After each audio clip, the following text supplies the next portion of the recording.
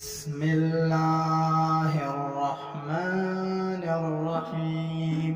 السلام علیکم ورحمۃ اللہ وبرکاتہ۔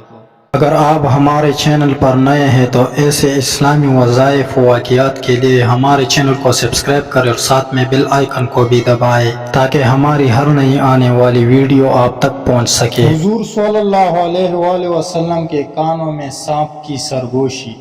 حضرت جابر بن عبداللہ رضی اللہ تعالیٰ عنہ سے روایت ہے کہ ایک مرتبہ ہم نبی کریم صلی اللہ علیہ وآلہ وسلم کے ساتھ سفر کر رہے تھے۔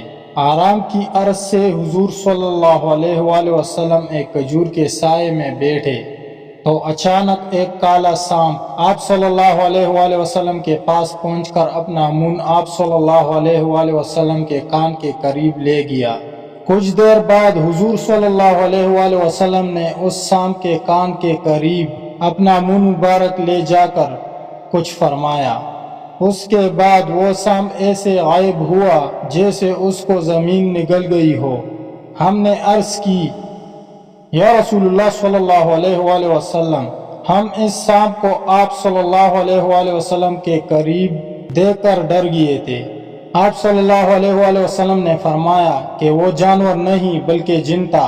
فلاں سورت کی چند آیات بھول گیا تھا، انہی آیات کی تحقیق کے لیے جنات نے اسے بھیجا تھا۔ تم لوگ موجود تھے اس لیے وہ سانپ کی شکل میں آیا۔ اس کے بعد حضور صلی اللہ علیہ وآلہ وسلم ایک گاؤں میں پہنچے تو وہاں کے لوگوں نے عرض کی، یا رسول اللہ صلی اللہ علیہ وآلہ وسلم، اس گاؤں کی ایک خوبصورت عورت پر ایک جن عاشق ہو گیا ہے۔ اس نے اسے اتنا پریشان کر رکھا ہے کہ وہ نہ کھاتی ہے نہ پیتی ہے، بس مرنے کے قریب ہے۔ حضرت جابر رضی اللہ تعالیٰ عنہ فرماتے ہیں کہ اس عورت کو میں نے بھی دیکھا، وہ ایسی تھی جیسے چاند کا ٹکڑا۔